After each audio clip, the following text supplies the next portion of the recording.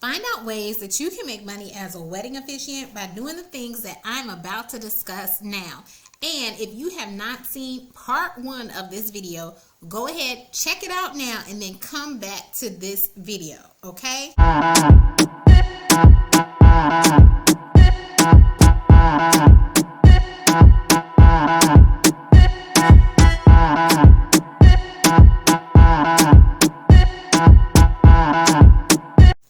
It's Side Hustle Saturday, Side Hustle Saturday. Ooh, it's Saturday. Ooh, it's Saturday. It's Side Hustle Saturday. What's up out there to all of my fellow gold diggers? This is your girl Rita, also known as the self-proclaimed gold digger. Welcome to my channel where I discuss my life as a wife, mom, entrepreneur, and business owner, all while trying to crush and achieve my goals. If this is your first time to my channel, welcome. I am so glad to have you. But if you are a fellow gold digger, welcome back. Y'all know I love and I appreciate each and every one of you, okay? All right. It is another Side Hustle Saturday, and today we are going to be talking about my side hustle as a notary. More specifically, as me being a wedding officiant. This is part 2 of the video from last week where we talked about ways that you can make money as being a wedding officiant. So if you haven't seen that video, go ahead, check it out. You definitely want to check it out so you can see those first couple of tips that we talked about. And today I'm going to wrap up with the final tip as well as a couple of bonuses, okay? Now, before we get into the video, y'all, please help my channel. If you are enjoying the content, first, go ahead and give the video a thumbs up. Be sure you are subscribed to this channel because, as y'all can see, I welcome all new subscribers. I love my fellow gold diggers. So go ahead and subscribe and be part of the Gold Digger family. But if you also find this information helpful, please be sure to share it with a friend or someone who you think can also benefit from the information, okay? All right, so we're going to try and get through a lot of information and not take up a whole lot of your time. That is my goal. I don't want to take up a whole lot of your time, but I do want to make sure it is packed with information, okay? All right, so I am a wedding officiant. I am dual commissioned in both South Carolina and Georgia. However, in South Carolina, as a notary, you can also officiate weddings, and that's kind of how I got into the wedding officiant business. It was just one of the things I could naturally do or automatically do with my South Carolina notary commission, and that's kind of how I got into it. Last week we talked about 2 ways that you can make money as a wedding officiant. One of those ways was making sure you provided people with options, because everyone likes options. And like I said, the previous video goes into more details about that. And the second way was providing packages, because also everyone loves a good deal or a good package deal, okay? Now, today I'm going to be talking about the third way you can make money as a wedding officiant. And as I promised on last week, I also told you that I am going to give you a few bonuses as well, or a couple of bonuses to go along with this third point, okay? And everything that we have discussed has kind of led up to this third point. So that's why it is very important. If you haven't seen the other videos, not the other videos, the previous video, please be sure, the previous video about pricing, please be sure to check that out so that everything will make sense to you when you're watching this particular video, okay?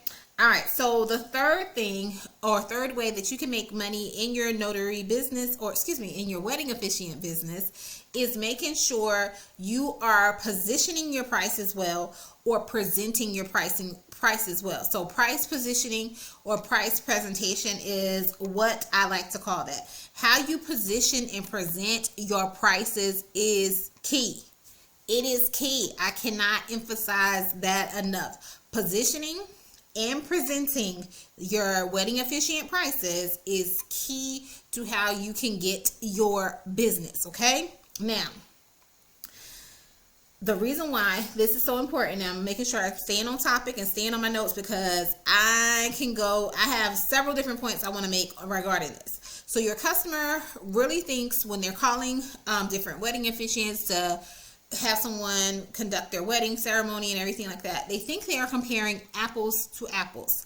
I talked about on the last video, their perspective has to shift, and you are the one who is going to be shifting their perspective, shifting their perception of what it is that you are doing as a wedding officiant. So they think they're just, when they're calling different people, they're comparing apples to apples. You need to show them that they're about to compare apples to filet mignon, okay? Like, you in a whole nother level, okay? So that way you can easily be set apart.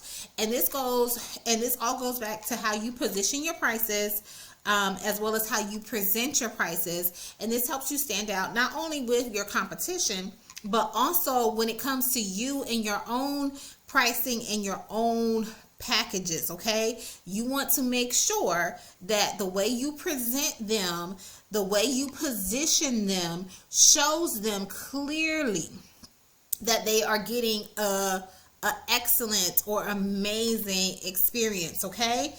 You want to show why you are going to be the clear choice. When it comes to your packages, we talked about good, better, best a little bit in the last video, but pretty much when you position those packages right, when you present those packages in the right way, it goes from being good, better, best to grand, grander, and grandiose, okay?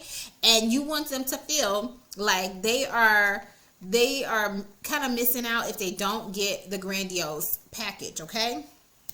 Now, also when it comes to positioning your packages, typically what I do is I have 3 different packages usually that I'm presenting to people. But depending on the type of ceremony that I am marketing to, I either want them to get my lowest package or I want them to get my highest package. I really don't want them to get the middle package, okay? And that's how I position my prices. My prices are positioned that either you're going to choose my lowest package or you're going to choose my highest package, because I am strategic about how I position them to make it a clear and easy choice, okay? Now, what I mean by this is pretty much, have you ever been to a restaurant? I will say Starbucks, for example, okay? Most restaurant, but any restaurant in general or whatever, they usually have, like, say if you were going to order a beverage, since we're kind of talking about Starbucks, they usually have small, medium, and large, okay? Small, medium, and large. But when you compare the prices of small, medium, and large, there is not typically there's not an equal difference in the price between the small, medium, and the large, okay? Like the small, I don't know, might be $1.50, and then the medium might be like $1.75, and then the large might be like $2.50 or something like that. And so usually when they position the prices like that, it's only a quarter difference between that small and the medium. So chances are you're going to get the medium.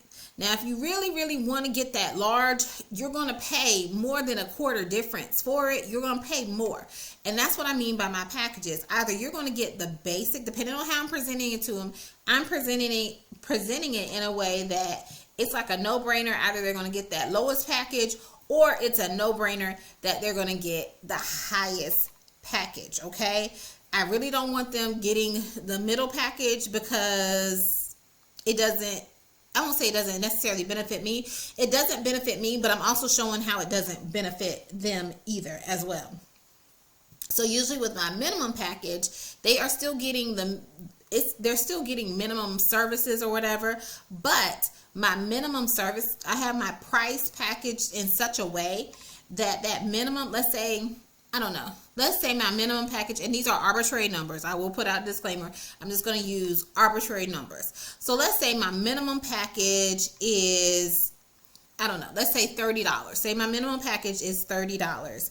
But for me to do that package, or what it would take for me to do that package, would be like, maybe it cost me less than a couple of dollars, $1 or $2. And I know majority of my profit is, you know, going to be from that $30. So if it only cost me $2 to do it, let's say I give them a gift or something like that, that's what the minimum package is or whatever, that gift is only going to be worth $2. And I know that I'm going to make $28 when they choose that lowest package. Now, if my lowest package is $30, I'm not going to set my middle package at 60, and I'm not going to set my highest package at 90. I'm not going to do that. I'm probably going to have my lowest package at 30. Once again, arbitrary numbers. I would maybe set my highest package at 150, and then my minimum package would be like maybe 135. So it's like either it's not in your budget and you're just going to get that lowest package, or you do have the budget and you're going to get that 150 package. You're probably not going to get that 135 package because you're like, oh, if I spend $15 more, then I can get the highest package, okay? And it's all the way I position the prices. I'm positioning the prices where I'm making sure that they choose. It's a clear choice. Either they're going to get that lowest package or they're going to get that highest package. Cut, dry, simple. Now, just like I said, if my lowest package is $30, it's not going to take me a whole lot of effort to put into doing that low package, and I'm going to make high profits. Same thing with that high dollar package. It's like, yes, it's going to definitely take me more effort because I'm going to be offering more things with it, so to speak. But at the same time, I am going to be making, let's see, so the lowest package I was making $28 as profit or whatever. I want to make at least, let's say all it takes for me to make that high dollar package at 150 is like maybe $50 worth of whatever inventory or whatever that I have to invest in. So I know that I'm going to be making at least $100 profit. So I hope that makes sense to you. Like, I want to make sure, and you make more money versus if I did it 30, 60, 90, like a equal distance in terms of the price. Because if I set that highest one at $90 instead of the $150, and it still took me $50 to create that high-end package, now my profit is only $40 versus $100. Okay, makes sense? And you make more profits that way, but you're making it a no-brainer for them, and it gives them a comparison. Remember what I said, you want to show that you're comparing not just apples to apples, you're comparing apples to filet mignon, okay? That $150 package is like the filet mignon. If when you equally price your packages, this is 30, the middle one is 60, and the highest one is 90, it goes back to them just comparing apples to apples. Like, oh, it's only a $30 difference here, it's only a $30 difference here. And I don't want them necessarily to make the choices based off of the pricing. I want them to make the choice based off of the services that they're getting, and they're considering the price as well. But when you make it so equal, they're really not paying a whole lot of attention to the services, so to speak. They're like, oh, this is an extra $30. This is an extra $30. Do we want to pay the extra $30 for the service or whatever? But when you separate the prices in such a manner, it assigns a higher value to that high ticket offering, or that top level or whatever, that they will be more inclined to either get that one, or they might say, oh, that is out of, that's above me, that's out of my price range or whatever, but I can still get something that is in my price range, which is the $30 one. So I hope that makes sense. If not, let me know in the comment section. But how you position the prices is key. And businesses, especially the restaurants, especially Starbucks, they do this to us all the time. I know at like my local Starbucks, the difference between that medium size Frappuccino, because I always get a Frappuccino, the difference between the medium size Frappuccino and the large size Frappuccino, it's like, it's only a 25-cent difference in my area. So it's like, I might as well get the largest one. Like, I might not need that largest one, but it's like I'm getting much more and I'm only paying an extra 25 cents. So it's like I might as well get it. And that's the same way when you do the pricing. When they look at that medium package pricing, they're like, oh, it's $135. But if I go ahead and spend an extra $15, then I get everything. I get the top level stuff, okay? It's a bigger jump for them, okay? Between that middle package and the high level package. But it's not so big of a jump as it is from that small level package to that middle package. So I hope that makes sense. How you present your package and how you position your package is key. Now, when it comes to presenting, and I've talked to y'all about this before in my other video where I talked about notary pricing, how you present your prices is very important. You have to present it with confidence. You have to know what your prices are, know what the different packages are and everything when it comes to being able to present them to people so that they can understand what they're getting, so they can understand the benefits and everything, okay? Now, I see we're once again approaching 15 minutes as well. So I told y'all I was going to give y'all some bonuses. So let me go ahead and see where are my notes for the bonuses? All right, so couple of bonuses I have for you is bonus number 1. You want to market in the ways that other businesses market to you. And that goes hand in hand with you want to price in the way that other big businesses price their products and services and give them to you, okay? So market in the way that big businesses typically market to you, and use the pricing strategies that these big businesses use when it comes to presenting prices to you. Why is that so important, okay? One, it's already a blueprint that they already know works. Like, they got the money to do all the market research to see how people are buying, to see how people are responding. So use their blueprint that where they've already tested it out. They've already tried different stuff and shown like, hey, when we do it this way, X, Y, and Z, people are more inclined to buy. Use their blueprint. The other thing is, reason why it's good to do it this way, it's already a marketing strategy. It's already a pricing strategy that most people are already familiar with.